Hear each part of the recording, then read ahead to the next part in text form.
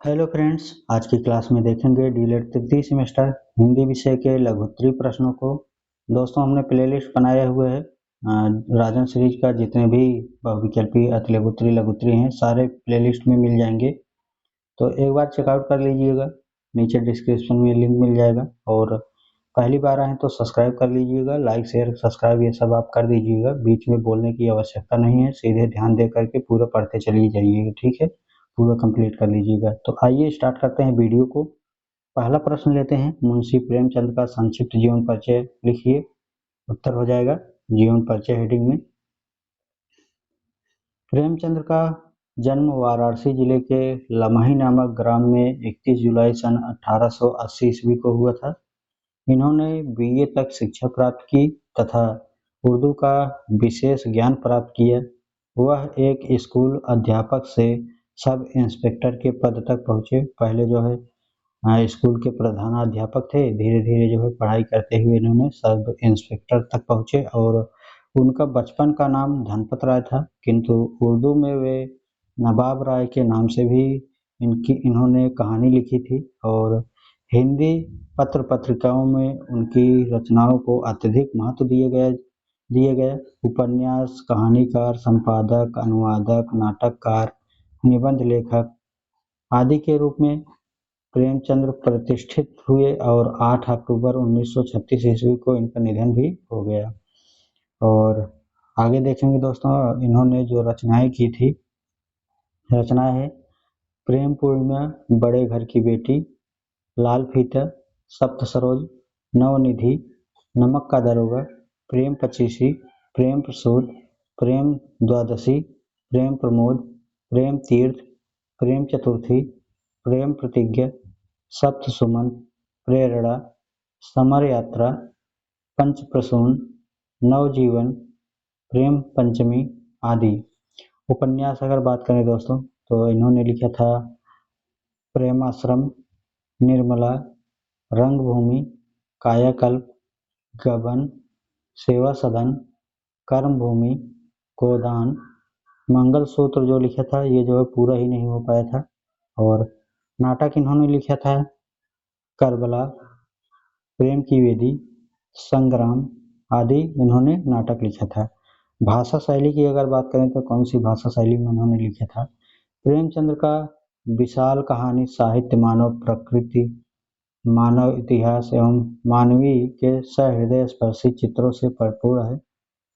उनकी कहानियों में लोक जीवन के विविध पक्षों की मार्मिक चित्रण किए गए। शतरंज के खिलाड़ी, पूस की रात, रानी सारंध्रा एवं आत्माराम इनकी प्रसिद्ध कहानियां हैं।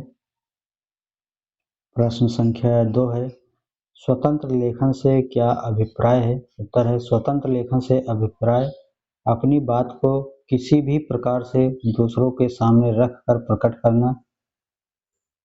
ठीक है, दूसरों को आप अपनी बातों को बता रहे हैं स्वतंत्र रूप से, कोई भी रोक टोक नहीं है। जैसे अगर कहा जाए कक्षा में छात्रों से स्वयं एक निबंध लिखने को कहा जाता है, वह अपनी इच्छा से उनका लेखन स्वतंत्र रूप से करते हैं। किसी भी जो क्लास है उसमें बोल दिया जाता है कि आप जो है किसी एक पर निबंध लिखिए, तो उनके पास बहुत से ऑप्शन हो जाते हैं।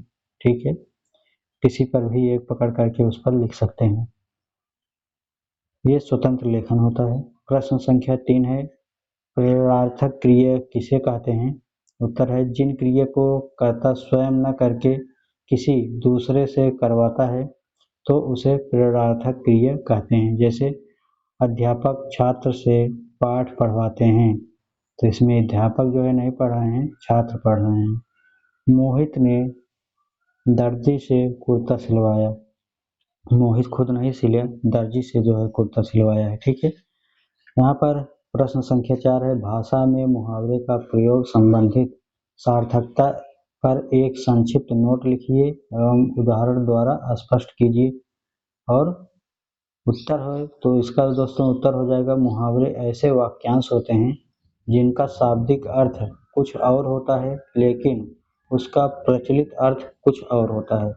ये वाक्यांश भाषा को आकर्षक और जीवंत बनाते हैं और अक्सर किसी खास स्थिति या भावना को प्रकट करने के लिए प्रयोग किए जाते हैं। उदाहरण के लिए, आँखों का तारा होना का शाब्दिक अर्थ किसी के नेत्र का तारा होना नहीं, बल्कि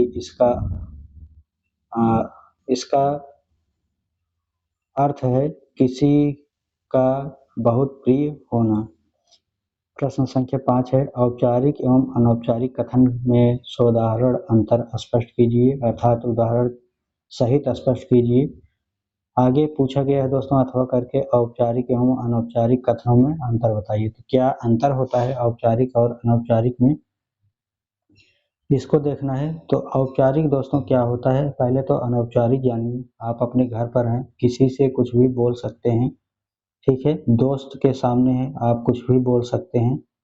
लेकिन यही बात अगर जिस तरीके से ठेठाऊ भाषा या कुछ भी भाषा में बोल रहे हैं, अगर वही सरकारी दफ्तर पर जाएंगे, बैंक में जाएंगे, रेलवे के ऑफिस में जाएंगे, जो भी सरकारी कर्मचारी होते हैं या और भी ऐसे पब्लिक प्लेस हैं, आप वहाँ पर ऐसे नहीं बोल पाएंगे, तो वो जो है अनौपचारिक होती है। घर पर जो आप बोल रहे हैं, जिन शब्दों का प्रयोग कर रहे हैं, वही आप जो है सरकारी संस्थान या पब्लिक प्लेस पर जा रहे हैं, तो आप वहाँ पर जो है औपचारिक भाषा का प्रयोग करेंगे, ठीक है। गाली गलौज अगर दोस्तों में दे रहे हैं तब तो अनौपचारिक रूप से ठीक है, कोई दिक्कत नहीं है अगर आपसे सहमति है। लेकिन अगर औपचारिक स्थल पब्लिक प्लेस पर जा रहे हैं, वहाँ पर अगर गाली किसी को दे दी तो जो है वह औपचारिक स्थल होता है, ठीक है। वहाँ पर अगर ऐसी भाषा का प्रयोग करेंगे तो जो है दिक्कत हो जाएगी।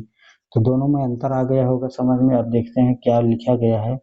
तो औपचारिक कथन एक तरफ है, एक तरफ है अनौपचारिक कथन। औपचारिक कथन, इसका संबंध भावनाओं से होता है, और अनौपचारिक में यह मस्तिष्क से संबंधित होता है। दूसरा है, यह इच्छा न होने पर भी बोले जाते हैं। दूसरा है अनौपचारिक, यह स्वेच्छा पूर्वक ही बोले जाते हैं, जैसे दोस्त के सामने कुछ भी बोलिए। तीसरा है, यह शब्द शिष्टाचार से प्रेरित होता है। इसमें आप शिक्षक के सामने अगर बोलना हुआ तो कैसे बोलेंगे, शिष्टाचार से ही। तीसरा है यथार्थ से प्रेरित होते हुए। आगे देखेंगे, इसमें चौथा है, यह कथन संक्षिप्त तथा निश्चित होते हैं। और औपचारिक में यह कथन अनिश्चित होते हैं। अनौपचारिक में, औपचारिक में यह कथन परिस्थिति की सीमा में बंधे होते हैं, अनौपचारिक में यह कथन परिस्थिति से मुक्त होते हैं। औपचारिक, इसके पीछे नैतिक व्यवस्था होती है, और अनौपचारिक में यह यथार्थ पर आधारित होते हैं। प्रश्न संख्या 6 है, हिंदी शिक्षण में मूल्यांकन के महत्व पर प्रकाश डालिए। 2022 में पूछा गया है, अथवा इसको पूछा गया है 2024 में भी। हिंदी शिक्षण में मूल्यांकन की क्या उपयोगिता है, लिखिए। उत्तर हो जाएगा, मूल्यांकन की सहायता से अध्यापक बच्चों की रुचियों, योग्यताओं, क्षमताओं, व्यक्तित्व, सामर्थ्य, कमियों को पहचान कर उनकी उचित मार्गदर्शन करते हैं। मूल्यांकन शिक्षा में सुधार तथा गुणवत्ता उन्नयन में सहायक होता है। मूल्यांकन उचित शैक्षिक निर्णय लेने के लिए अत्यंत आवश्यक है।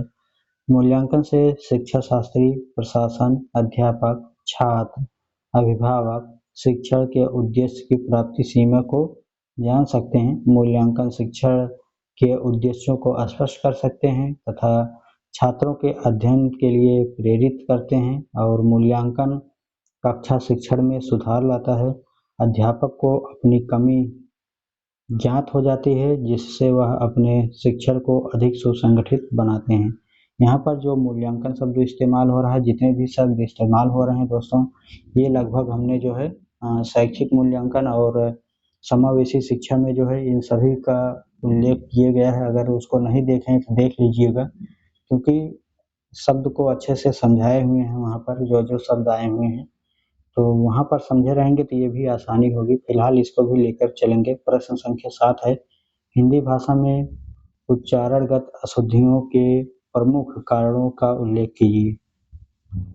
उत्तर है, हिंदी भाषा में उच्चारण अशुद्धियों के प्रमुख कारण है। पहला है, क्षेत्र विशेष एवं व्यक्ति विशेष के कारण ये दोष उच्चारण के विकृत रूप को जन्म देते हैं। शुद्ध उच्चारण का ज्ञान न होना तथा प्रयत्न लाघव दोनों विद्यार्थी के उच्चारण दोष होने का मुख्य कारण हो सकता है। दूसरा है स्वर लोप अर्थात स्वर का लोप अर्थात गायब हो जाना, यथा छत्री का छत्री या परमात्मा का परमात्मा, ईश्वर का ईश्वर ईश्वर। ठीक है, इस प्रकार से जो है लोप हो जाता है, त्रुटि हो जाती है। तीसरा है स्वर भक्ति। ठीक है, जब र को त अक्षरों के पश्चात कोई ऊष्म वर्ण जैसे छत्र स श ह या कोई व्यंजन हो तब स्वर भक्ति होती है। तथा जैसे ब्रिजेंद्र को बढ़ाकर बरजेंदर कर देना, श्री को श्री, शक्ति को शक्ति कर देना। आगे देखेंगे प्रश्न संख्या 8 है, भाषा शिक्षण के प्रमुख कौशल कौन कौन से हैं? किन्हीं दो कौशलों के उद्देश्यों को लिखिए। तो उत्तर हो जाएगा भाषा शिक्षण के 4 प्रमुख कौशल हैं। सुबोपली याद कर सकते हैं, सुनना, ब से बोलना, प से पढ़ना, ल से लिखना। तो यहाँ पर श्रवण, उच्चारण, पठन और वाचन अभिव्यक्ति है। ठीक है, पठन वाचन के उद्देश्य क्या होते हैं? तो पठन की गति में तीव्रता लाना होता है। अगर आप पढ़ रहे हैं तो पढ़ने से जो है क्या होगी, तीव्रता आएगी, अभ्यास होगा। दूसरा है बोध की गति में वृद्धि होगी। तीसरा है तथ्य को स्मरण करने की क्षमता का विकास करना होगा। चौथा है पाठ में किए गए अंश को समझने की क्षमता को उत्पन्न करना होता है। और अभिव्यक्ति के उद्देश्य क्या होते हैं? विद्यार्थियों में शब्द ज्ञान कोश में वृद्धि।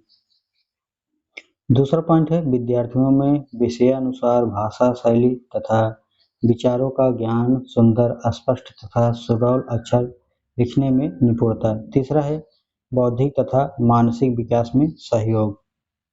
आगे देखेंगे प्रश्न संख्या 9, भाषा शिक्षण में मौन वाचन के महत्व को स्पष्ट करिए। तो उत्तर हो जाएगा भाषा शिक्षण में मौन वाचन का महत्व। और पहला है मौन पठन करने से पठन की गति में तीव्रता आती है। मतलब मन ही मन आप जो पढ़ेंगे किसी को तो आसानी से तीव्र गति से भी मन में पढ़ जाएंगे। दूसरा है तथ्य को स्मरण करने की क्षमता का विकास होता है। मन ही मन पढ़ेंगे तो जो है किसी भी जो पढ़ रहे हैं उसको याद करने में आसानी होगी। तीसरा है विद्यार्थियों के शब्द तथा सूक्ति भंडार में भी वृद्धि होती है। मतलब जब आप पढ़ेंगे तो उसमें जो शब्द आएंगे वो भी जो है याद होंगे तो भंडार रहेगा। ठीक है, कक्षा में विद्यार्थियों को लिपि का स्पष्ट ज्ञान कराना होता है, तो ये भी जो है लिपि भी स्पष्ट हो जाएगी। पांचवा है विद्यार्थियों को अर्थ ग्रहण करने की तीव्रता गति से मौन पठन करने से हो जाता है तेज। ठीक है, और छठवां है कक्षा में शोर नहीं होता है। अगर मन ही मन पढ़ेंगे, मौन वाचन करेंगे तो शोर नहीं होगा। सातवां है छात्रों को थकान कम होगी क्योंकि बोलना नहीं पड़ेगा। मन ही मन पढ़ेंगे तो थकान कम होगी, इसलिए भाषा शिक्षण में मौन वाचन का महत्व है। और आगे देखेंगे प्रश्न संख्या 10 है मौखिक अभिलेख के उद्देश्य पर प्रकाश डालिए। तो उत्तर हो जाएगा मौखिक अभिलेख के उद्देश्य। पहला है मौखिक अभिव्यक्ति से बच्चों के मनोभावों को समझना। दूसरा है विद्यार्थियों के मस्तिष्क में शब्द भंडार की वृद्धि करना। तीसरा है विद्यार्थियों में शब्द ज्ञान कोश में वृद्धि। और चौथा है बच्चों में मौखिक वाचन के प्रति उत्साह का संचार। पांचवा है बौद्धिक तथा मानसिक विकास में सहयोग। प्रश्न संख्या 11 है अर्थ के आधार पर शब्दों के कितने भेद हैं स्पष्ट करिए। तो उत्तर हो जाएगा अर्थ की दृष्टि से शब्द के 5 भेद होते हैं। तो कौन से भेद होते हैं आइए देखते हैं। सबसे पहला है एकार्थी शब्द। एकार्थी शब्द वे कहलाते हैं जिनका वाच्यार्थ एक ही होता है। व्यक्तिवाचक संज्ञाएं, स्थानों के नाम आदि इसी श्रेणी के शब्द में आते हैं, जैसे जनवरी, हिंदी, आगरा, नरेंद्र मोदी। ठीक है, तो ये जो है संज्ञा के स्थान पर आते हैं। संज्ञा जो है ये सभी संज्ञा हैं। ठीक है, आगे देखेंगे दूसरा है अनेकार्थी शब्द। अनेकार्थी शब्द क्या होता है? यहाँ पर एक अर्थी शब्द थे, इसका एक ही अर्थ निकलेगा। ठीक है, आगरा कह देंगे तो एक ही आगरा होगा, हिंदी कह देंगे तो एक ही हिंदी होगी, जनवरी एक ही जनवरी होती है। तो एक अर्थी होता है। अब यहाँ अनेकार्थी है तो यहाँ पर कई अर्थ निकलेंगे। भाषा में अनेक शब्द ऐसे होते हैं जिनके एक से अधिक अर्थ होते हैं। वे शब्द प्रसंग बदलने पर अलग अलग अर्थ देते हैं। जैसे तारा अगर लिखा गया है तो यहाँ पर आँखों की पुतली भी हो सकती है और नक्षत्र भी हो सकता है। तारा का मतलब उपचार की अगर बात करें तो उपाय हो सकता है, सेवा हो सकता है, इलाज हो सकता है। अगर कल की बात करें तो शोर, मशीन, सुंदर, पिछला दिन, अगला दिन ये हो सकते हैं। तीसरा पॉइंट यहाँ पर लिखा गया है समरूपी भिन्नार्थक शब्द। कुछ शब्द इतने मिलते जुलते हैं कि प्रयोगकर्ता उन्हें एक ही मान बैठते हैं जबकि उनका अर्थ एक दूसरे से भिन्न होते हैं। जैसे अगर कहा जाए तो अति, अति क्या होता है बहुत, इति समाप्त, अचर जड़, अचिर शीघ्र, अंश भाग, अंश कंधा। दोनों का देखिए अंश में केवल छोटे बड़ा का अंतर है और दोनों में अंतर आ गया। चौथा है पर्यायवाची या समानार्थी शब्द। एक अर्थ को प्रकट करने वाले अनेक शब्दों को पर्यायवाची या समानार्थी शब्द कहते हैं। जैसे जल हो गया, जल में नीर, वारी, पानी होता है। अमृत में घोड़ा, वाजी, हय, सैंधव, तुरंग होता है। आँख में नेत्र, नयन, मृग, चक्षु, विलोचन होता है। अगर कमल की बात करें तो सरोज, जलज, पद्म, अम्बुज। पांचवा इसमें दिया गया है विपरीतार्थक या विलोम शब्द। कुछ शब्दों के युग्म ऐसे होते हैं जो परस्पर विरोधी होते हैं। ये विलोम या विपरीतार्थक शब्द कहे जाते हैं। जैसे सुख, दुख, दोनों जो है सीधे विलोम है। अमृत, विष, जड़, चेतक, सम्मान, अपमान, आयात, निर्यात। आयात मतलब दूसरे देश से कुछ सामान आ रहा है तो आयात हो गया, अपने देश से बाहर जा रहा है दूसरे देश में निर्यात हो गया। प्रश्न संख्या 12 है कर्तृवाच्य को उदाहरण द्वारा स्पष्ट करिए। तो आइए देखते हैं कर्तृवाच्य क्या है। उत्तर है कर्तृवाच्य क्रिया के उस रूपांतरण को कहा जाता है जिससे यह ज्ञात होता है कि वाक्य का उद्देश्य क्रिया का कर्ता है, अर्थात कर्ता की प्रधानता है। अगर उदाहरण की बात करें तो मोहिनी पुस्तक पढ़ती है, यहाँ पढ़ती है क्रिया का कर्ता मोहिनी वाक्य का कर्तृवाच्य में है। ठीक है। प्रश्न संख्या 13 है वाक्य के कितने भेद होते हैं। इसको कह सकते हैं मिश्रित शब्द को उदाहरण सहित समझाइए। ठीक है, तो उत्तर हो जाएगा वाक्य प्रमुख रूप से 3 प्रकार के होते हैं। तो 3 कौन से होते हैं। एक होता है सरल वाक्य, दूसरा होता है मिश्रित वाक्य, तीसरा होता है संयुक्त वाक्य। सरल वाक्य क्या होता है तो यदि किसी वाक्य में केवल एक विषय अथवा एक उद्देश्य हो तो वह जो है सरल वाक्य हो जाता है। जैसे एक उद्देश्य होना चाहिए और एक क्या होता है विषय होना चाहिए। ठीक है, तो वह जो है क्या हो जाएगा,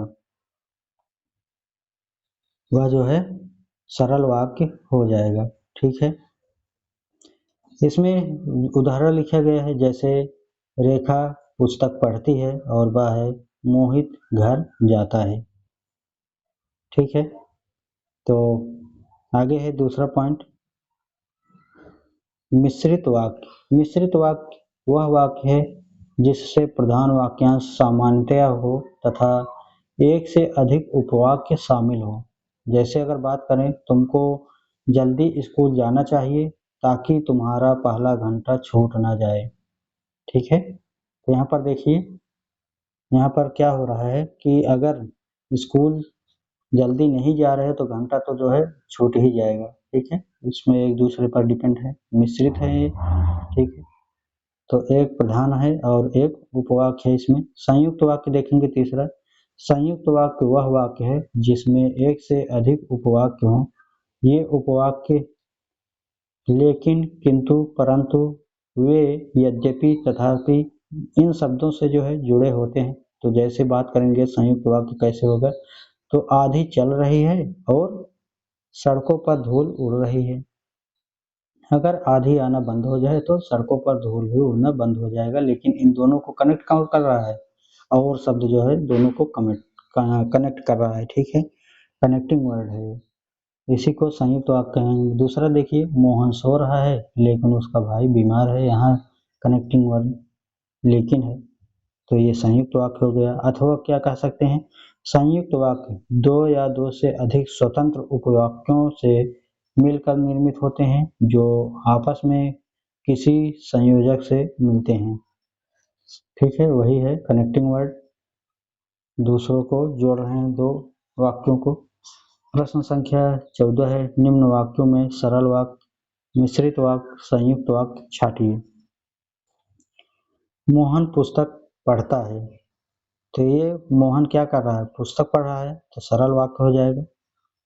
वर्षा हो रही है और सड़कों पर पानी भर गया है, तो यहाँ पर देखिए और कनेक्टिंग वर्ड जुड़ा गया है, तो ये हो जाएगा क्या है, संयुक्त वाक्य है ये, क्योंकि देखिए वर्षा हो रही है एक तरफ है, सड़कों पर पानी भर गया है, एक दूसरे से जुड़ा हुआ है। ठीक है, और तीसरा है, तुम्हें मंदिर शीघ्र जाना चाहिए ताकि मंदिर का गेट बंद ना हो जाए। यहाँ देखिए जो कनेक्टिंग वर्ड है ताकि आया है, तो ये जो है मिश्रित हो जाएगा।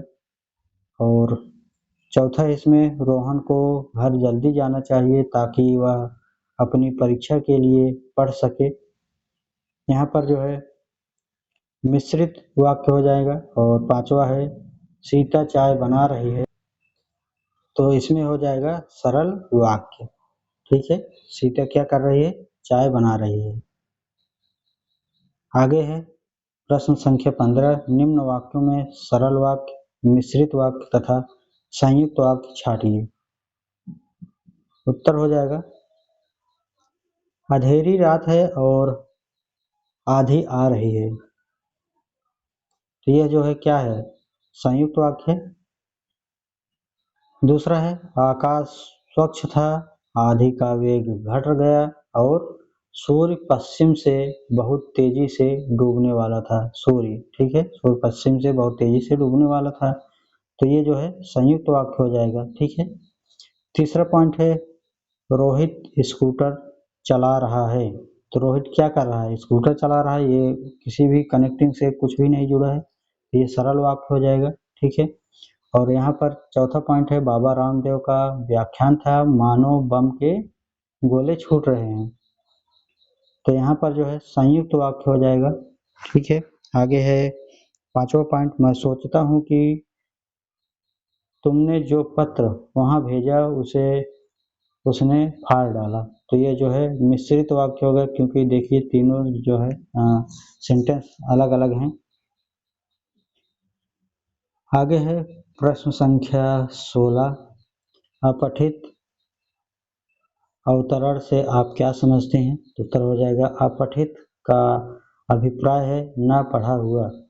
अपठित अवतरण हल कराने का उद्देश्य यह देखना होता है कि क्या छात्र दिए हुए अवतरण के भावों को बिना कुछ कठिनाई या शब्द के अर्थ के जाने भी समझ सकता है। अपठित वातावरण के अंतर्गत गद्य एवं पद्य दोनों आते हैं। और प्रश्न संख्या 17 है, निम्न का संक्षिप्त परिचय दीजिए। तो यहाँ पर परिचय देना है सूरदास, तुलसीदास, कबीर, बिहारी सभी का।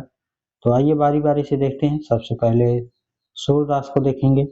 सूरदास कृष्ण भक्ति हेतु अत्यधिक प्रसिद्ध माने जाते हैं। इनका जन्म संवत 1535 ईस्वी में हुआ था। सूरदास का जन्म आगरा के निकट हुरनोत्ता नामक ग्राम में हुआ था। ऐसा माना जाता है कि सूरदास जन्म से अंधे थे। सूरदास का निधन संवत 1640 ईस्वी में हो गया था। रचनाएं अगर देखें दोस्तों, तो सूर सागर, साहित्य लहरी, सूर पचीसी, सूर सरावली आदि हैं। तुलसीदास की अगर बात करें तो गोस्वामी तुलसीदास को हिंदी साहित्य में वह स्थान प्राप्त हुआ है जो स्थान संस्कृत साहित्य में वाल्मीकि एवं वेद व्यास को प्राप्त हुआ होता था। तुलसीदास के जन्म का संबंध में यह दोहा सुप्रसिद्ध है। आगे देखेंगे, यहाँ पर लिखा गया है, संवत 1500 विषय तरन तनुजा तीर, श्रवण शुक्ला सप्तमी तुलसी धरियो शरीर। इसका अर्थ है तुलसीदास का जन्म 1554 सन 1497 ईस्वी में हुआ था। रत्नावली नाम की महिला से इनका विवाह हुआ।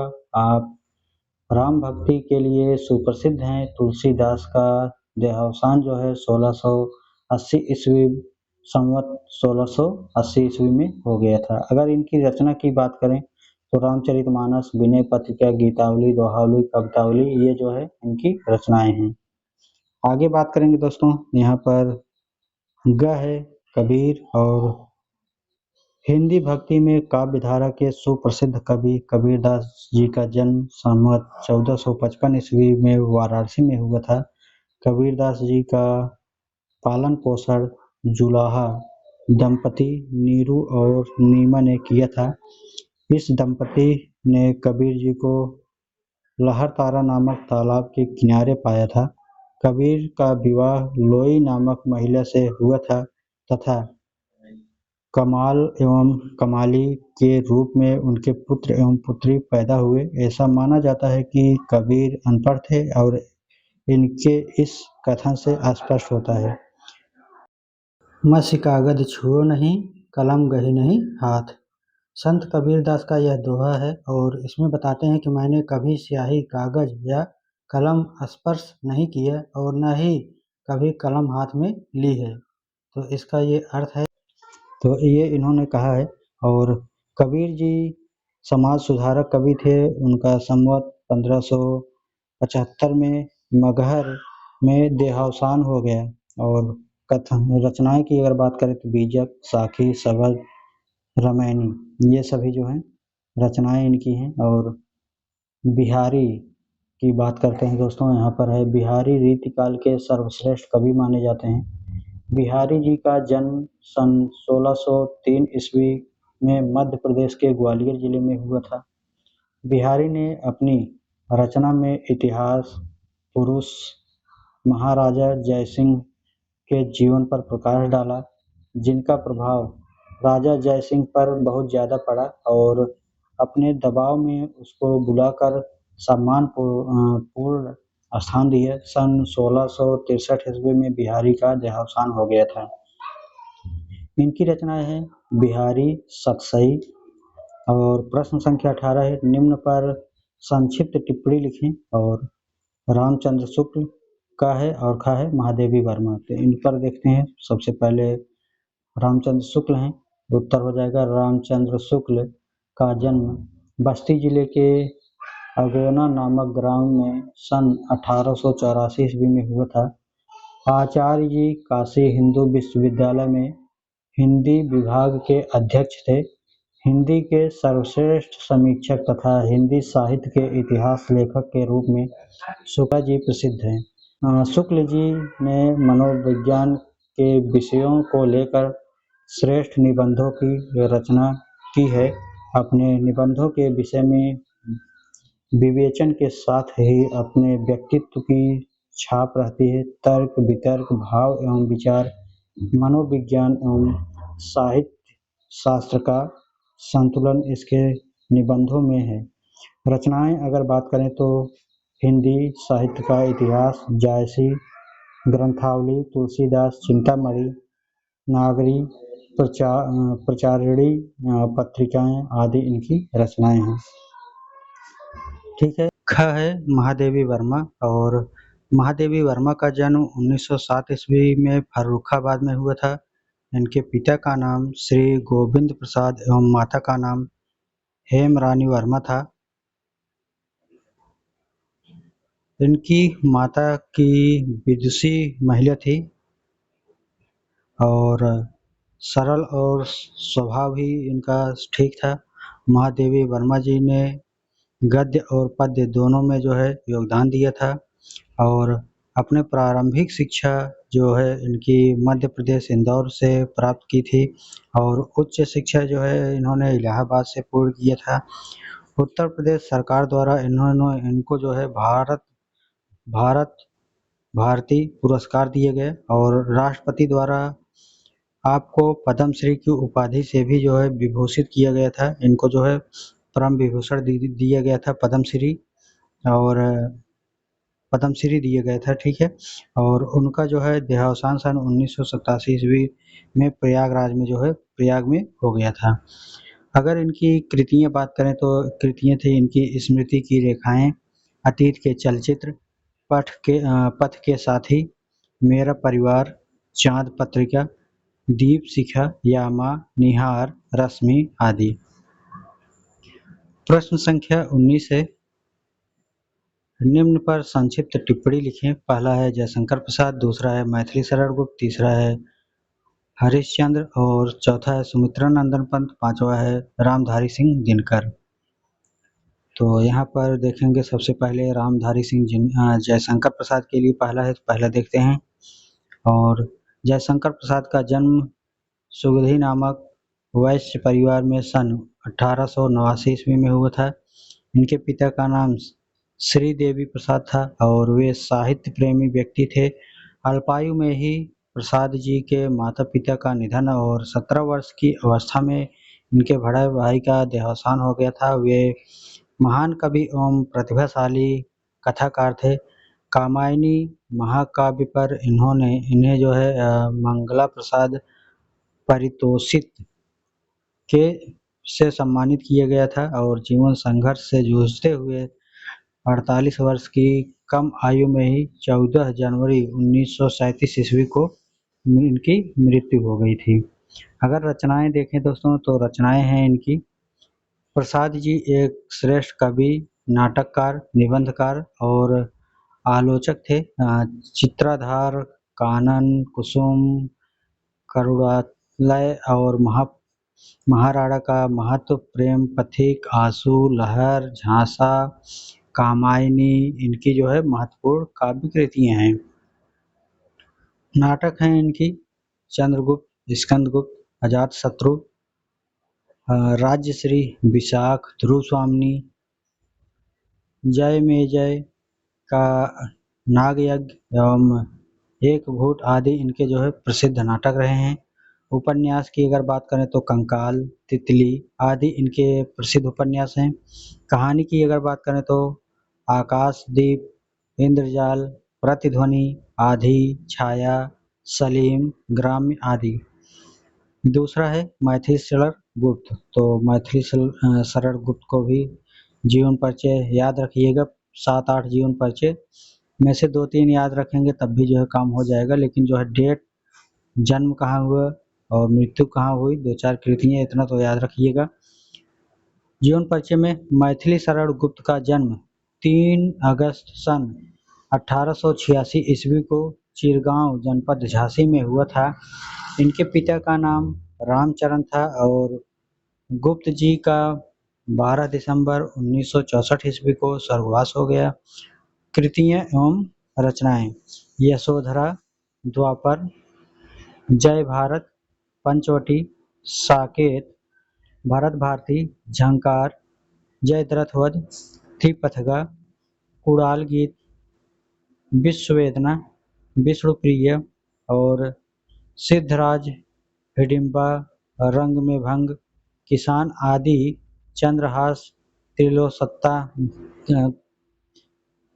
तिलोत्तमा और अधन, गीत नाट्य इनका जो है प्रमुख काव्य और सत्य शिवम सुंदरम का जो है ये प्रतीक रहा है। तीसरा है भारतेंदु हरिश्चंद्र का जीवन परिचय देखना है, तो आइए देख लेते हैं एक बार। भारतेंदु हरिश्चंद्र का जन्म काशी के 9 दिसंबर सन 1850 ईस्वी में हुआ था। इनके पिता बाबू गोपाल चंद्र अच्छे कवि थे। बाल्यावस्था में ही माता पिता का देहावसान हो गया था 6 जनवरी सन 1885 ईस्वी में। लगभग 34 वर्ष 4 माह की अल्पायु में ही इनकी मृत्यु हो गई थी। अगर रचना की बात करें तो भक्ति सर्वस्व, प्रेम माधुरी, प्रेम तरंग, प्रेमाश्रु वर्णन, दान लीला, प्रेम सरोवर, कृष्ण चरित्र, प्रेम मलिका और भारत वीरत्व, विजय वल्लरी और विजयनी, विजय पताका, बंदर सभा और बकरी बिलाप। तो ऐसे ऐसे इनकी रचनाएं हैं, ठीक है।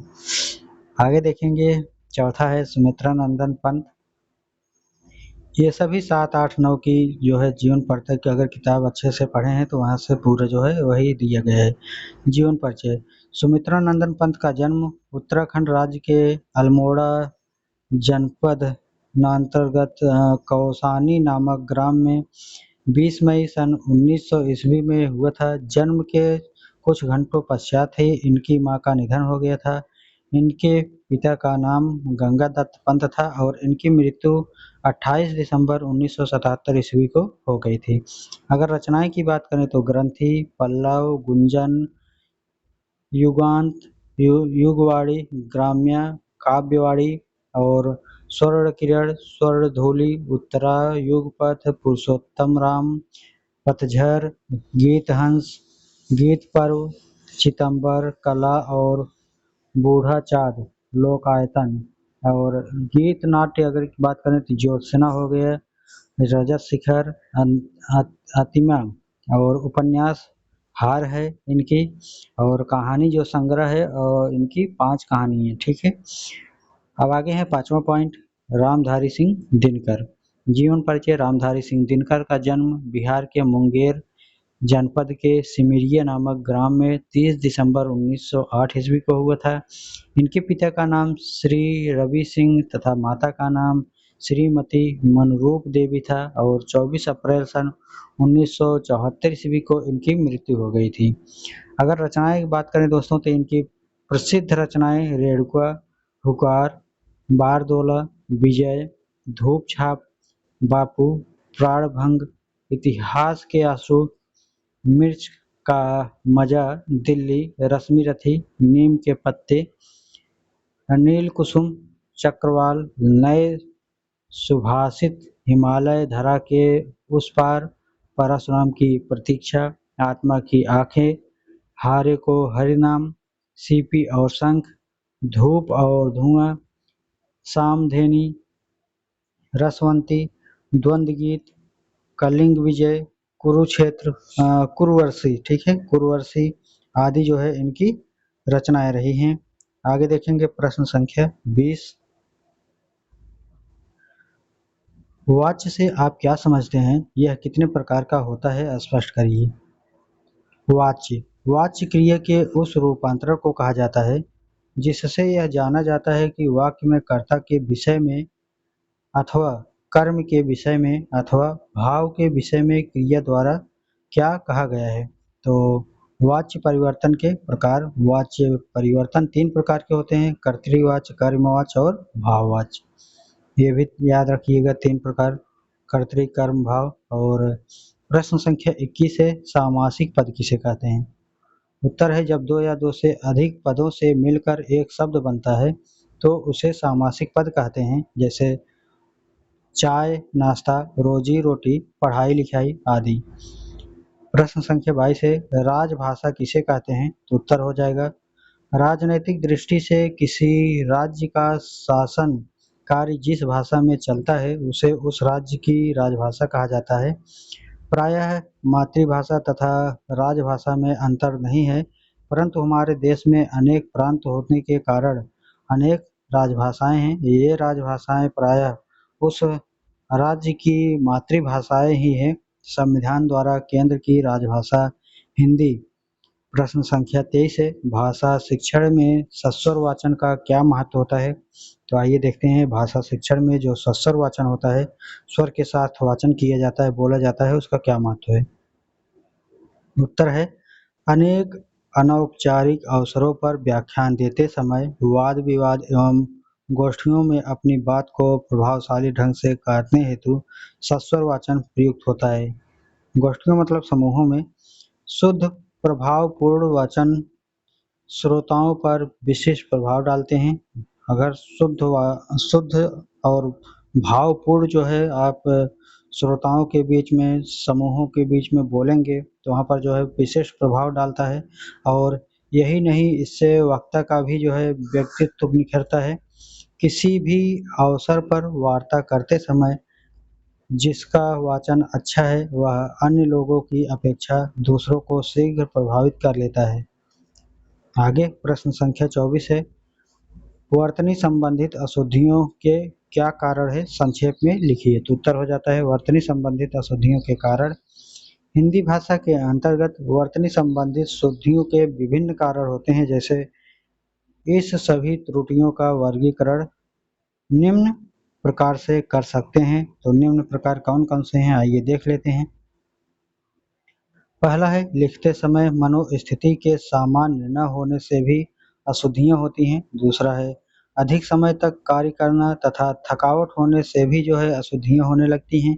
तीसरा है शब्दों अथवा लेखन अभ्यास के अभाव के कारण भी अशुद्धियां होने लगती हैं, अगर लेखन अभ्यास नहीं है। चौथा है पुस्तकों के मुद्रण की अशुद्धियां, अगर पुस्तकों में भी जो है अशुद्धियां लिखी गई है तो अध्यापक भी जो है श्यामपट्ट पर अशुद्ध लिख देते हैं कभी कभी। और जैसे राजन सीरीज ही है दोस्तों, बहुत से ज़्यादा बहुविकल्पी त्रुटि दिए होते हैं, तो कभी कभी ऐसा हो जाता है कि वही जो है विकल्प अ, सही हो जाती है, सही कर दिया जाता है, तो लेकिन लास्ट में जो है गलत हो जाता है, कितना भी जांचा पड़ताला जाए तो हो जाता है एक दो क्वेश्चन। आगे है पांचों प्रश्न, लिखने में बहुत अधिक शीघ्रता से भी जो है अशुद्धियाँ होती है। छठवां है व्याकरण के रूपों का ज्ञान न होना, इससे भी अशुद्धियाँ होती हैं। कुछ हिंदी शब्दों में वर्तनी सर्वमान्य एक रूपता का पता न होना, इससे भी होती है। क्षेत्रीय भाषा के प्रभाव के कारण अशुद्धियाँ होती हैं। और नौवां है अक्षरों, शब्दों, मात्राओं तथा अनुस्वर का उचित ज्ञान न होना भी जो है हो जाता है अशुद्धियाँ। प्रश्न संख्या 25 है, बच्चों में कहानी लेखन के प्रति कल्पना व चिंतन का कौशल किस प्रकार विकसित किया जा सकता है, सोदाहरण स्पष्ट कीजिए। उत्तर है कहानी कहलवाने से बच्चे की झिझक दूर हो जाती है, इसलिए बच्चों से कहानी कहलवाना चाहिए। उनमें कल्पना चिंतन शक्ति का विकास होता है, सोचने समझने की उनकी क्षमता बढ़ती है। बच्चों से कहानी दो तरह से कहलवाई जा सकती है। दो तरह कौन कौन है, पहला है कहानी से संबंधित कुछ चित्र बच्चों के सम्मुख क्रमबद्ध रूप में प्रस्तुत किए जाएं और चित्रों को देख करके बच्चे कहानी बनाएं। बच्चों को चित्र दिखाइए, उनको कहिए कि इस पर कहानी हमको सुनाइए, तो बच्चे ध्यान से उसको देखेंगे और कहानी बताएंगे। दूसरा है दूसरे बच्चे कहानी की पुस्तकों को पढ़ें अथवा दूसरे से सुने और पुनः उसको अपने शब्दों में लिखें या तो बताएं।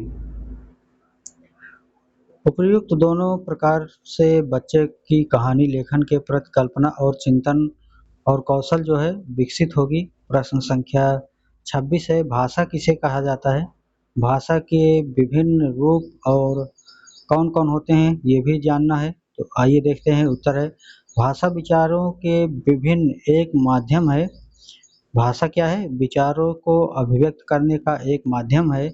हम अपने भावों या विचारों को लिखकर या बोलकर व्यक्त कर सकते हैं। जब हम अपने भावों को लिखकर व्यक्त करते हैं तो उसे लिखित अभिव्यक्ति, और जब बोल करके व्यक्त करते हैं तो उसे मौखिक अभिव्यक्ति कहते हैं। आगे देखेंगे भाषा के विभिन्न स्वरूप। तो पहला होता है मातृभाषा, दूसरा होता है संस्कृति भाषा, चौथा होता है राजभाषा और पांचवा होता है राष्ट्रभाषा, और पांचवा होता है राष्ट्रीय भाषा, छठवां होता है विदेशी भाषा। प्रश्न संख्या 27 है, तद्भव एवं तत्सम शब्दों में अंतर स्पष्ट कीजिए। तो उत्तर हो जाएगा तद्भव तथा तत्सम में अंतर। तत्सम संस्कृत के मूल शब्द से होते हैं जो किन्हीं में उपयुक्त, अग्नि, पर्यक, आम्र आदि, जबकि तद्भव शब्द तत्सम विकसित या परिवर्तित रूप होते हैं जैसे आम, पलंग, आम आदि। प्रश्न संख्या 28 है, औपचारिक शिक्षा किसे कहते हैं? औपचारिक शिक्षा किसे कहा जाता है? तो उत्तर हो जाएगा औपचारिक शिक्षा वह शिक्षा होती है जो विद्यालयी हो, अर्थात जिसकी एक निश्चित समय सीमा हो। इस प्रकार हम कह सकते हैं कि विद्यालय शिक्षा जो है औपचारिक शिक्षा होती है। हमने पीछे बात की है औपचारिक अनौपचारिक दोनों में अंतर। अनौपचारिक शिक्षा किसे कहते हैं? प्रश्न संख्या 29 है। उत्तर है गैर विद्यालयी, अर्थात जो विद्यालय में नहीं सिखाया जाता है, अनौपचारिक शिक्षा कहलाती है। अर्थात वह शिक्षा जिसका न तो कोई निश्चित पाठ्यक्रम हो, न ही निश्चित स्थान हो, न ही निश्चित समय सीमा हो, अनौपचारिक कहा जाता है। जैसे घर हो गया, दोस्तों के घर पर बैठे हैं, घर पर नहीं मतलब दोस्तों के साथ बैठे हैं, ठीक है, तो वहाँ पर भी जो है अनौपचारिक हो जाता है। आगे देखेंगे प्रश्न संख्या 30 है, औपचारिक एवं अनौपचारिक परिस्थितियों के अनुरूप भाषा प्रयोग पर अपने विचार लिखिए। तो उत्तर हो जाएगा औपचारिक भाषा हमेशा शिष्ट एवं विनय युक्त होती है। औपचारिक भाषा में असंसदीय शब्दों का प्रयोग स्वीकार्य है। दूसरा है औपचारिक भाषा में व्याकरण के नियमों का पालन अपरिहार्य है और अनौपचारिक भाषा ऐसी बाध्यता नहीं होती है, बस भाव संप्रेषण अनिवार्य होते हैं। तीसरा है औपचारिक भाषा में जिससे संभाषण या पत्राचार किया जा रहा है उसके प्रति आदर सूचक शब्दों का प्रयोग किया जाता है, जैसे महोदय हो गया, सर हो गया इत्यादि। औपचारिक भाषा में उन्हें कुछ भी कह करके संबोधित कर सकते हैं अनौपचारिक भाषा में, ठीक है, औपचारिक में नहीं, अनौपचारिक में कुछ भी करके बोल सकते हैं, लेकिन औपचारिक में जो है उसको मर्यादित में बोलना होता है। चौथा है औपचारिक शब्दों में आधिकारिक मान्यता प्राप्त शब्दावली का प्रयोग होता है और अनौपचारिक भाषा में आप देशज शब्दों का प्रयोग कर सकते हैं, ठीक है, देशज मतलब अपने भाषा में अनौपचारिक रूप में बोल सकते हैं। गालियाँ जानते हैं दोस्तों में दे दी जाती है, कोई दिक्कत नहीं होता। पांचवा है औपचारिक पत्राचार के अंत में भावदी का प्रयोग करना पड़ता है। अनौपचारिक भाषा में तुम्हारा या री भी लिख सकते हैं।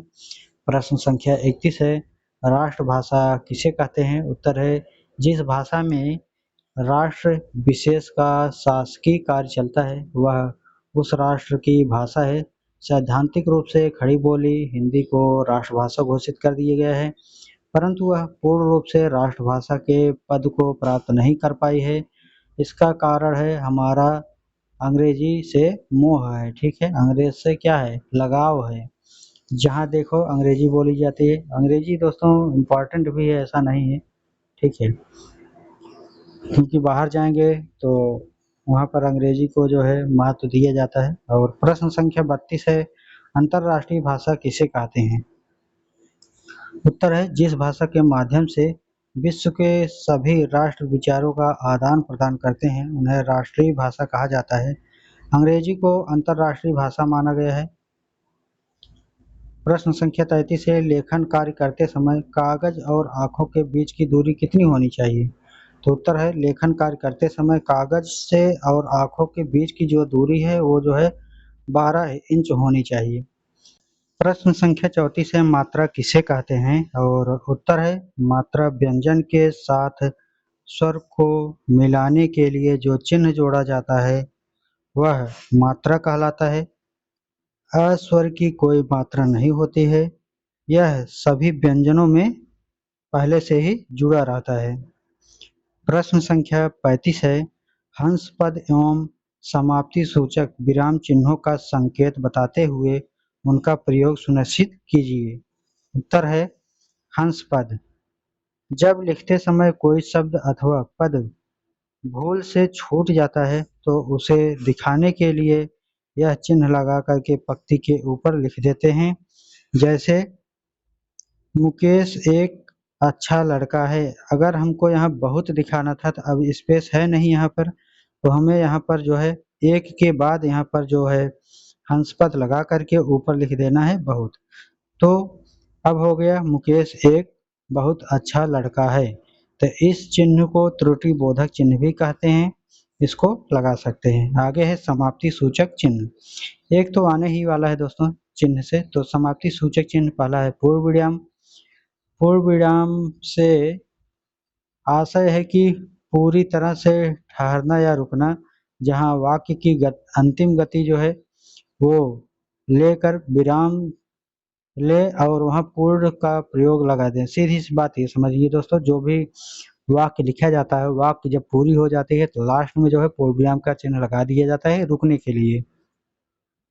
और रुकने के लिए भी जो है ध्यान दीजिएगा, वहाँ पर जो है दो प्रकार के और अल्प विराम आएंगे। एक अल्प विराम आता है, ठीक है, जो पूर्ण विराम से थोड़ा रुकना पड़ता है, मतलब आधा रुकना पड़ता है, और आधे का आधा जो रुकना पड़ता है वहाँ पर अर्ध अल्प अर्ध विराम होता है, ठीक, अर्ध नहीं अल्प विराम होता है, मतलब थोड़े से रुकने के लिए। एक अल्प विराम, अर्ध विराम, पूर्ण विराम, 3 विराम होते हैं, ठीक है। आइए, पहला दिया गया है रामू खेलता है, लास्ट में पूर्ण विराम। सोहन तथा मोहन विद्यालय गए थे, तो यहाँ पर भी जो है पूर्ण विराम हो गया। अब आइए अल्प विराम दूसरा है। अल्प विराम का प्रयोग पढ़ते समय अथवा बोलते समय थोड़ा रुकने के लिए किया जाता है। थोड़ा सा रुकिए, इसके बाद फिर से जो है बोलना स्टार्ट। ठीक है, जैसे राम, श्याम और मीरा अपनी कक्षा में प्रथम आए, तो यहाँ पर जो है देखिए हल्का सा जो अल्प विराम लगा है, इसी को कहते हैं। दूसरा है मेरे भाई जो सरकारी अस्पताल में कार्यरत हैं, उनका स्थानांतरण कानपुर में हो गया। ठीक है, तो यहाँ पर भी देखिए एक अल्प विराम है और एक अर्ध विराम है, दोनों अलग अलग हैं, लेकिन यहाँ जो है अल्प विराम दोनों को एक में बता दिए गए हैं, दोनों का अलग अलग यहाँ पर महत्व होता है। एक पूर्ण विराम होता है जो जितनी टाइम लगती है उसकी आधा जो है अर्ध विराम लगती है, और अर्ध विराम का आधा जो है अल्प विराम होता है। तो यहाँ पर जो है प्रश्न संख्या 36 देखेंगे, वियोग श्रृंगार का कोई एक उदाहरण दीजिए। तो वियोग श्रृंगार का उदाहरण आइए देख लेते हैं। गोपी ग्वाल गए गोसुत सब, अति ही दीन विचारे, सूरदास प्रभु बिनु यो, दिखयत चंद बिना ज्यों तारे। गोपियाँ, ग्वाल और गोधन सभी श्री कृष्ण के बिना अत्यंत दीन और दुखी दिखाई दे रही हैं। सूरदास जी कहते हैं कि जैसे चंद्रमा के बिना तारे शोभा नहीं पाते हैं, वैसे ही सब लोग श्री कृष्ण के बिना निराश और उदास दिखते हैं। आगे प्रश्न संख्या 37 का भी पूछा गया है। करुण रस का कोई एक उदाहरण दीजिए, और करुण रस का उदाहरण देख लेते हैं। शोक विकल सब रोवहि रानी, रूप सीतु बल तेहु बखानी, करहि विलाप अनेक प्रकार, परहि भूमितल बारहि बार। राजा दशरथ की मृत्यु के बाद रानियां शोक से व्याकुल होकर के रो रही हैं, और वे राम, सीता और लक्ष्मण के रूप में बाल और गुणों को स्मरण कर बार बार विलाप करती हैं और शोक में भूमि पर मूर्छित होकर के गिर जाती हैं। प्रश्न संख्या 38 है, कारक किसे कहते हैं? अपादान कारक को उदाहरण सहित संक्षेप में बताइए। तो उत्तर हो जाएगा क्रियान्वित कारकत्वम, अर्थात क्रिया से सीधा संबंध रखने वाले शब्द कारक कहलाते हैं। और क्रियान्वित कारकत्वम ये जो है सूत्र है कारक का, इसकी संख्या 6 मानी जाती है, और संबंध एवं संबोधन कारक नहीं माने जाते हैं। ठीक है, संबोधन और कारक जो है कारक नहीं माने जाते हैं, लेकिन संस्कृत में ये संस्कृत में होता है। ठीक है, 8 कारक माने जाते हैं हिंदी में, और विभक्तियां जो है 8 होती हैं, लेकिन उसमें 7 माना जाता है, क्योंकि उसमें लास्ट वाला जो है दोस्तों वो सप्तमी के बाद अष्टमी नहीं होता है। ठीक है, अपादान कारक संज्ञा के जिस रूप से पृथक होने का भाव प्रकट हो उसे अपादान कारक कहते हैं, जैसे वृक्ष से पत्ता गिरता है। प्रश्न संख्या 39 है, प्रश्न सूचक चिन्ह का प्रयोग कब किया जाता है? 2 उदाहरण भी लिखिए, या इसको ऐसे भी कहा जा सकता है अथवा करके, वाक्य में प्रश्न सूचक और विस्मयादि सूचक चिन्ह कब प्रयोग किए जाते हैं?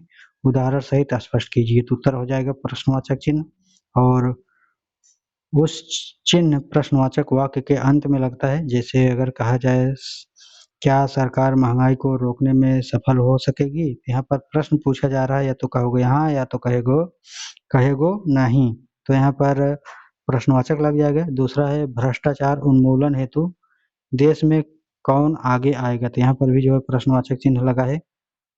आगे है विस्मयादि बोधक चिन्ह, तो यहाँ पर यह चिन्ह उस वाक्य के अंत में लगता है जिस वाक्य में विस्मयादि के भाव होते हैं। जैसे भारत की क्रिकेट टीम इंग्लैंड की टीम के मुकाबले श्रृंखला में हार गई और ऐसी आशा नहीं थी। ठीक है, तो यहाँ पर देखिए विस्मयादि बोधक चिन्ह लगाया गया है। और प्रश्न संख्या 40 है, वाक्य किसे कहते हैं एवं उनके प्रकार बताइए। तो उत्तर हो जाएगा जब भी सार्थक शब्दों का व्यवस्थित समूह वक्ता के द्वारा कहे गए या लिखे गए कथन का कोई अभीष्ट उद्देश्य एवं अर्थपूर्ण रूप से प्रकट करे, तो ऐसे शब्द समूह को वाक्य कहा जाता है।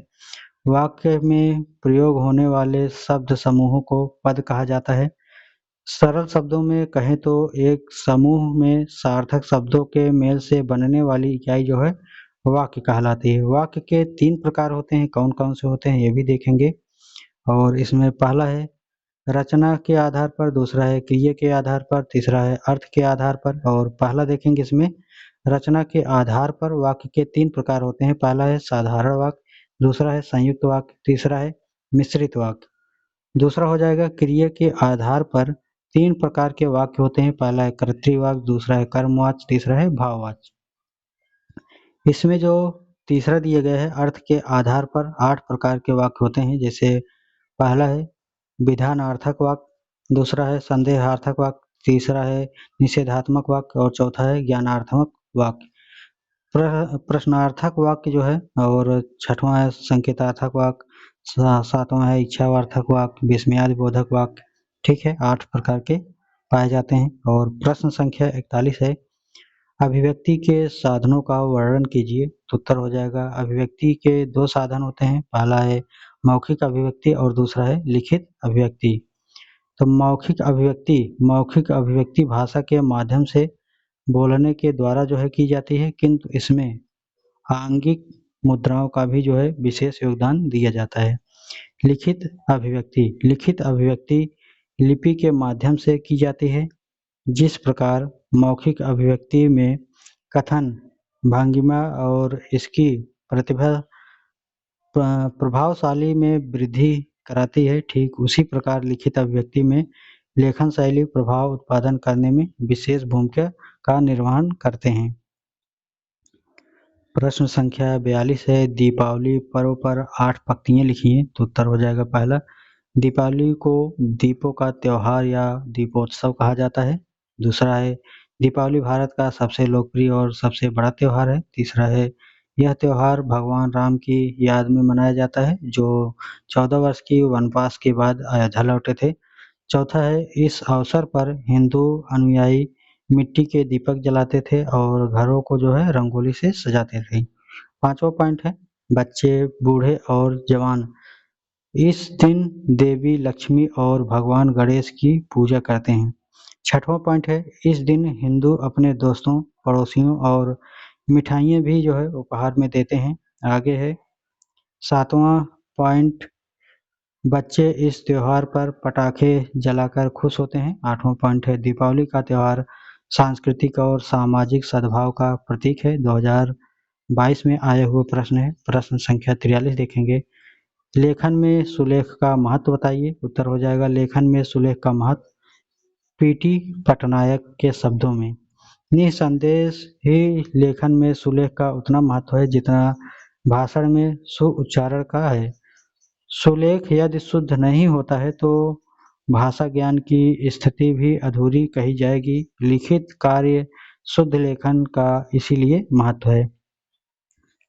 प्रश्न संख्या 44 है प्रत्यय एवं उपसर्ग में अंतर स्पष्ट करते हुए उदाहरण सहित जो है समझाना है। आइए देखते हैं उपसर्ग और प्रत्यय में क्या अंतर है। 2023 में आया हुआ प्रश्न है। तो उपसर्ग को मूल शब्द से पूर्व जोड़ा जाता है। जैसे मूल शब्द लक्षण में इसमें अभि उपसर्ग जोड़ करके अभिधन लक्षण, तो ये हो जाएगा अभिलक्षण शब्द बनता है। प्रत्यय वे शब्दांश है जो किसी शब्द के अंत में लगाए जाते हैं। जैसे मित्रता में ता लगा दिया जाए तो तथा मित्रता में मित्र में ता जोड़ दिया जाए तो मित्रता हो जाएगा। पहलवान में अगर वान जोड़ दिया जाए, पहल में वान जोड़ दिया जाए तो पहलवान हो जाएगा। ठीक है। प्रश्न संख्या 45 है कहानी शिक्षण की उपयोगिता पर संक्षिप्त प्रकाश डालिए। और यह जो है दोस्तों 2023 में आया हुआ है। आरंभिक स्तर पर बच्चों में पठन क्षमता कैसे विकसित की जा सकती है, उदाहरण सहित स्पष्ट कीजिए। तो आइए देखते हैं दोस्तों आरंभिक स्तर पर बच्चों में जो है पठन की क्षमता कैसे विकसित की जाएगी। तो आरंभिक स्तर पर बच्चों में पठन क्षमता को विकसित करने हेतु निम्नलिखित विधियों का प्रयोग किया जाता है। पहला है देखो और कहो विधि। इस विधि में सबसे पहले अथवा संबंधित वस्तु का चित्र दिखाकर शब्द का ज्ञान दिया जाता है। चित्र के नीचे वस्तु का नाम लिखा होता है। तथा चित्र का ज्ञान होने से बालक सरलता से समझ लेते हैं। यह पद्धति अत्यधिक आधुनिक तथा वैज्ञानिक है, क्योंकि इसमें सरल से कठिन की ओर जाते हैं। शब्दों के द्वारा वर्ण विचार होने से वाचन शिक्षण अत्यंत सरल हो जाते हैं। और इसमें दूसरा पॉइंट है अक्षर बोध विधि। अक्षर बोध विधि के अंतर्गत बच्चों के क्रमानुसार वर्णों का परिचय दिया जाता है। पहले उनके स्वरों का उच्चारण करना सिखाया जाता है, तत्पश्चात व्यंजनों का भी जो है उच्चारण सिखाया जाता है। जब बच्चे वर्णों को पहचान जाते हैं, तब उन्हें जो है मात्रा शब्द पढ़ना भी सिखाया जाता है। इस विधि के अंतर्गत वर्णों का ज्ञान कराते समय शब्दों के चित्र भी दिखाए जाते हैं तथा अ का अनार, ई से इमली और क से कमल और ख से खरगोश, ग से गमला चित्र दिखाने से बच्चे के मन में पठन के प्रति जो है रुचि जागृत होने लगती है और वो जो है आसानी से समझेंगे और पढ़ेंगे। शिक्षक चित्र एवं फ्लैश कार्ड का प्रयोग करते हैं तो यह शिक्षण विधि अत्यधिक रोचक बन जाती है। इस विधि की प्रमुख विशेषता यह है कि बच्चे रंग-बिरंगे चित्र देखकर सहज रूप से अध्ययन में रुचि लेते हैं। तीसरा है कविता विधि। बच्चे कविता या गीत को सुनकर अत्यधिक प्रसन्न हो जाते हैं। शिक्षक कक्षा में कविता का गायन शैली में वाचन कर सकता है। फिर बच्चों के भी अनुसार अनुसरण करने हेतु कह सकता है और इस विधि को अपनाने से बच्चे शीघ्र ही कविता को याद कर लेते हैं। इसके साथ-साथ यदि चार्ट अथवा चित्र का प्रयोग किया जाए, तो बच्चे शब्दों को और वर्णों को भी जो है पहचानने लगेंगे और पठन जो है सरल और वाचन जो है ये भी जो है शुद्ध होने लगेंगे और जो है अभ्यास बनता जाएगा। चौथा पॉइंट है कहानी विधि। कहानी सुनाने से या सुनने से बच्चों में बड़ी रुचि होती है, अतः बच्चे सुनना चाहते हैं कहानी को, ठीक है? और शिक्षक इसी विधि को अपनाते हुए चार्ट, चित्र द्वारा छोटे-छोटे वाक्यों में बच्चों को कहानी सुनानी चाहिए। इसके साथ ही चित्र के नीचे लिखे हुए वाक्यों को पहले शिक्षक स्वयं पढ़ेगा, बाद में बच्चों की अनुकरण करेंगे और इस विधि में जो है बच्चे वर्णों एवं शब्दों को पहचानने लगेंगे। इससे पठन विधि अत्यधिक रोचक हो जाएगी तथा बच्चे सहज एवं स्वाभाविक रूप से पढ़ना सीख जाएंगे। धीरे-धीरे स्वयं भी इसका वाचन में अभ्यस्त हो जाएंगे। आगे देखेंगे प्रश्न संख्या 46। अनौपचारिक भाषा से क्या तात्पर्य है? अनौपचारिक भाषा वह भाषा होती है जिसके पीछे कोई औपचारिक या नैतिक बाध्यता न होकर के प्रयोजनात्मक बाध्यता होती है। व्यक्ति अपने हृदय के भाव एवं विचारों को व्यक्त करने के उद्देश्य से इनका उपयोग करता है।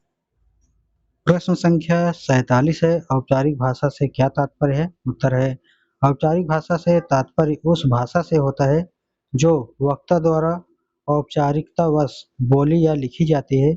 इसके पीछे औपचारिक बाध्यता या नैतिक बल होता है, अर्थात यह किन्हीं निश्चित परिस्थितियों में बधी होती है। और प्रश्न संख्या 48 है भाषा शिक्षण में प्रयुक्त होने वाली श्रव्य एवं दृश्य सामग्री की उपयोगिता क्या होती है, इसको बताना है। तो आइए देखते हैं।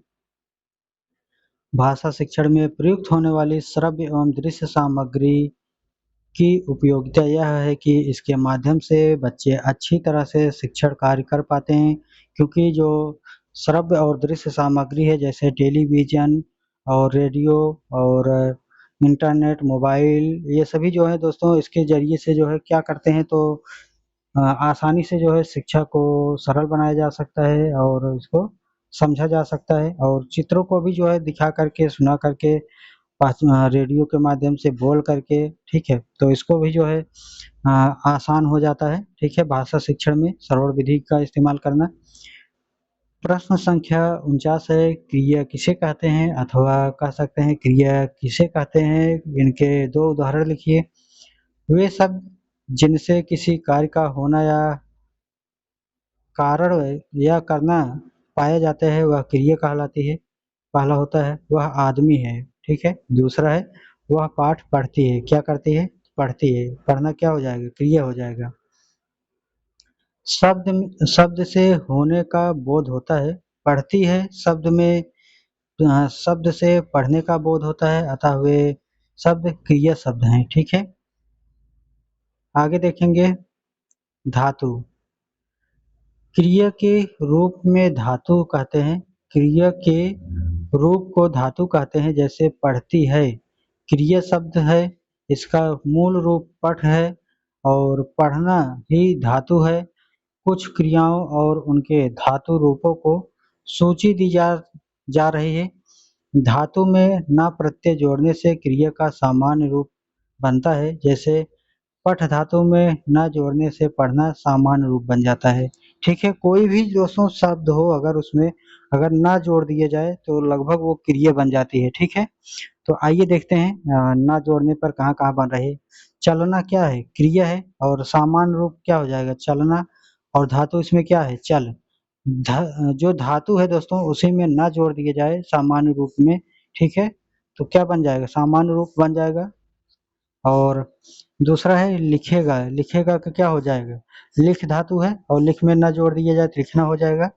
कह रहा है तो कथम, कथम क्या है, धातु है और उसमें ना जोड़ दिए जाए तो कहना हो जाएगा, ठीक है। क्रि जो है संस्कृत है, क्रि का मतलब होता है करना, ठीक है, करना हो जाएगा। हँसना, हँसता है तो हँसता है में ना प्रत्यय जोड़ दीजिए, हर धातु से बना है उसमें हँसना हो जाएगा। जाएगा आने यानी अर्थात जाना है तो जाना गम माने जाना होता है, ठीक है, तो जाना जो है ना जोड़ दीजिए, जाना हो जाएगा। धातु रूप में मूल रूप है जिनको संस्कृत भाषा से ढूंढना पड़ता है और यदि क्रिया शब्द संस्कृत भाषा में आया है, ठीक है। प्रश्न संख्या 50 है, हास्य रस का एक उदाहरण दीजिए। हास्य रस का उदाहरण क्या हो जाएगा, हास्य रस का उदाहरण, जेहि दिस बैठे नारद फूली, सो दिस तेहि न बिलोकी भूली, पुनि पुनि मुनि उकसाहि अकुलाहि, देखि दसाहर गुण मुस्काहि। जहाँ जहाँ नारद जी बैठते हैं वहाँ वहाँ वे अपने गर्व और अहंकार में भूल जाते, उसी दिशा में बार बार देखने का प्रयत्न करते, परंतु भूल जाते हैं कि मुनि लोग उन्हें बार बार उकसाकर चकित हो करते हैं और उनकी दशा देखकर भगवान भी मंद मंद मुस्कुराते हैं। इससे हास्य रस की अभिव्यक्ति होती है, ठीक है। आगे प्रश्न संख्या 51 है, भक्ति और वात्सल्य रस में क्या अंतर होता है, कोई एक उदाहरण लिखिए, तो उत्तर हो जाएगा भक्ति और वात्सल्य रस का अंतर। भक्ति रस में परमात्मा विषयक प्रेम विभाव आदि से परिपुष्ट होकर रस निष्पत्ति करता है, जबकि वात्सल्य रस में पुत्र बालक शिष्य अनुज आदि के प्रेम स्नेह भाव होता है। परिपुष्ट होकर वात्सल्य रस निष्पत्ति करता है, निम्नलिखित उदाहरणों से स्पष्ट हो जाता है। उदाहरण देख लेते हैं दोनों का, भक्ति रस क्या होता है और वात्सल्य रस क्या होता है। असुवन जल सींच सींच प्रेम बेली बोई, मीरा की लगन लागी होनी हो सो होई। मीरा की भक्ति इतनी गहरी और निष्ठावान है कि वह अपने प्रेम और श्रद्धा के फूल लगाकर उगाती है और उसकी भक्ति में सब कुछ हो ही जाता है, जैसे उसकी लगन से भगवान की कृपा स्वतः ही प्रकट हो जाते हैं। वात्सल्य रस देख लेते हैं। बाल दशा सुख निरख जसोदा, पुन पुन नंद बुलावत, आचरा तरलय ढाक किशोर, प्रभु कव दूध पियावत। इसका मतलब है दोस्तों, माता यशोदा अपने बालक कृष्ण के सुख शांति की बार बार चिंता करती हैं और वे नंद जी को बार बार बुलाती हैं और अपने आंचल से श्री कृष्ण का सूर अर्थात शिशु को ढककर दूध पिला रही हैं और इसमें माता का स्नेह और वात्सल्य रस जो है प्रकट हो रहा है। आगे दोस्तों प्रश्न संख्या 52 दिया गया है। किसी एक राष्ट्रीय पर्व पर अपने शब्द में स्वतंत्रता, ठीक है, स्वतंत्र रूप से अभिव्यक्ति प्रस्तुत करना है। कोई भी एक राष्ट्रीय पर्व है और ये इम्पोर्टेंट है क्योंकि कोई न कोई जो है पूछा ही जाता है हर बार। और इसको किसी एक राष्ट्रीय पर्व पर 4 पंक्तियाँ लिखने के लिए आया है, 50 शब्दों में ही लिखना होता है। 2022 और 2023 में आया हुआ प्रश्न है। उत्तर है, हमारे देश में अत्यंत कठिन संघर्ष कर एक लंबी पीड़ा झेलने के बाद स्वतंत्रता प्राप्त की। निस्संदेह हमें इस दिन को उल्लास सहित मनाने का अधिक अधिकार है। 15 अगस्त हमारे देश का राष्ट्रीय पर्व है। यह स्वतंत्रता दिवस के रूप में मनाया जाता है। हम यह न भूलें कि हमारा कर्तव्य अब सिर्फ झंडे फहराना है और राष्ट्रीय गीत गाना ही नहीं रह गया है। हमें अभी अनेक बंधनों से स्वतंत्र होना है और इसके लिए जो है लंबे संघर्ष करते हुए देश की प्रगति के सोपानों पर आगे बढ़ना चाहिए। ठीक है, तो 4 लाइन 5 लाइन अपने मन से जो है बना करके राष्ट्रीय पर्व पर लिख दीजिएगा और एक आना ही है। प्रश्न संख्या 53 है, कोष्ठक चिन्ह का प्रयोग कब किया जाता है? उदाहरण सहित लिखिए। उत्तर हो जाएगा, कोष्ठक चिन्ह का प्रयोग विशेष सूचक की बात कहने पर करते हैं। उदाहरण है पहला, अज्ञेय प्रयोगवादी कवि को ज्ञानपीठ सम्मान मिले। दूसरा है, तुलसी की भाषा अवधी पूर्वी हिंदी की बोली है। प्रश्न संख्या 54 है, निम्नलिखित वाक्य में विराम चिन्हों का उचित प्रयोग कीजिए। ठीक है, तो विराम चिन्ह का प्रयोग करना है और वाक्य दिए गए हैं, आइए देखते हैं। सुकरात ने कहा कि जो मनुष्य मूर्ख है और जानता है कि वह मूर्ख है वह ज्ञानी है, पर जो मूर्ख है और वह यह नहीं जानता कि मूर्ख है वह सबसे बड़ा मूर्ख है। इसमें कहीं पर कोई भी जो चिन्ह दिए गए हैं, विराम चिन्ह, पूर्ण विराम, ये सभी कुछ दिए नहीं गए हैं, लास्ट में केवल पूर्ण विराम लगाए, तो इससे अर्थ का अनर्थ भी हो जाता है कभी-कभी। ठीक है, तो यहाँ पर उत्तर में देखेंगे कहाँ पर क्या लगाना है, कॉमा लगाना है, कहाँ पर रुकना है। सुकरात ने कहा कि जो मनुष्य मूर्ख है और जानता है कि वह मूर्ख है, यहाँ पर कॉमा लगाना चाहिए। वह ज्ञानी है, ठीक है, यहाँ पर कॉमा लगाना चाहिए। पर जो मूर्ख है और यह नहीं जानता है कि वह मूर्ख है, यहाँ पर कॉमा लगाना चाहिए। सबसे बड़ा मूर्ख है, ठीक है।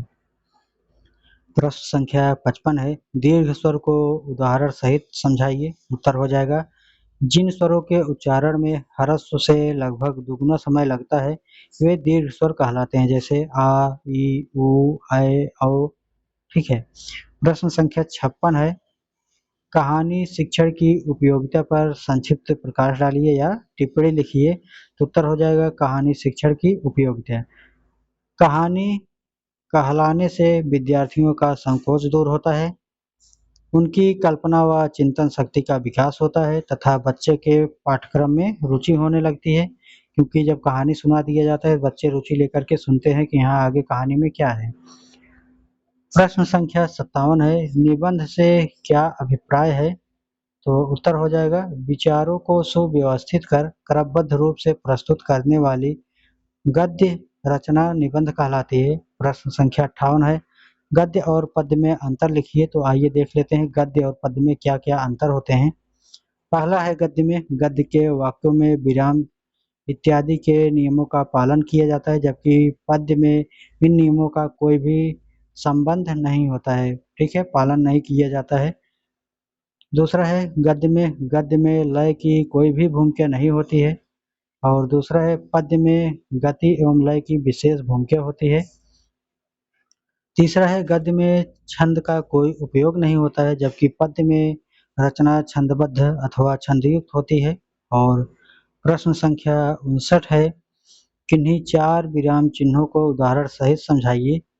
2022 में ये प्रश्न आया है और विराम चिन्ह के भेद की अगर बात करें तो पहला है पूर्ण विराम चिन्ह, वाक्य के अंत में लगाया जाता है, जैसे हिंदी हमारी राष्ट्रभाषा है, राष्ट्र में लगा दिए गए, पूरा हो गया। दूसरा है पूर्ण, परिश्रम ही सफलता की कुंजी है, फिर पूर्ण हो गया ये, तो पूर्ण विराम लगा दीजिए। अर्थ विराम कहाँ लगता है? ठीक है, आधा। वाक्य में छोटे विराम अर्ध विराम कोमा लगाते हैं, ठीक है, कोमा बोलते हैं इसको। और जैसे मैं आपका काम कर दूंगा, आप निश्चिंत रहें। तो जो है ये अर्ध विराम का कार्य करते हैं। ठीक है, अब आइए अल्प विराम देखते हैं। वहाँ पर जो पीछे बताया था थोड़ा त्रुटियों के हिसाब से दिया गया था, अब यहाँ पर देखिए सही दिए गए हैं। अल्प विराम जो है हल्का सा रहता है और अर्ध विराम जो है अर्ध विराम से आधा समय लेता है अल्प विराम। ठीक है, किसी वाक्य में जब कुछ रुकना होता है तो अल्प विराम लगाया जाता है। जैसे आत्मा अजर, थोड़ा सा रुकिए, फिर अमर और अविनाशी है और वह रोज आता है, काम करता है और चला जाता है। अच्छा, अब फिर मिलेंगे, मतलब थोड़ा सा रुकेंगे तो उससे भाव चेंज हो जाएगा। तुम्हें जो करना है कर लो, थोड़ा सा रुक करके। ठीक है, आगे चौथा पॉइंट है यहाँ पर विस्मयादि बोधक। विस्मयादि बोधक का चिन्ह देख लीजिएगा। ठीक है, जो पूर्ण विराम होता है उसके नीचे थोड़ा सा डॉट लगा दिया जाता है। यह चिन्ह उस समय वाक्य के अंत में लगाया जाता है जिस वाक्य में विस्मयादि के भाव होते हैं। जैसे वाह ताजमहल कितना सुंदर है, तो यहाँ वाह के बाद जो है देखिए विस्मयादि बोधक चिन्ह लगा है। अरे तुमने यह क्या कर दिया, तो यहाँ पर भी देखिए विस्मयादि बोधक का चिन्ह लगा है। छी छी तुम कितने गंदे हो, यहाँ पर भी देखिए पूर्ण विराम होता है। ठीक है, पूर्ण विराम उसके नीचे बिंदी लगा दीजिए, तो ये जो है विस्मयादि बोधक चिन्ह हो गए। ठीक है, तो दोस्तों ये था हिंदी विषय के लघुत्तरीय प्रश्न, सभी कंप्लीट हो गए हैं। वीडियो को पहली बार आए हैं तो सब्सक्राइब कर लीजिएगा और वीडियो को सभी लोग शेयर कर दीजिएगा दूसरों को भी। मिलते हैं नेक्स्ट वीडियो में, तब तक के लिए नमस्कार, धन्यवाद, थैंक यू जुड़ने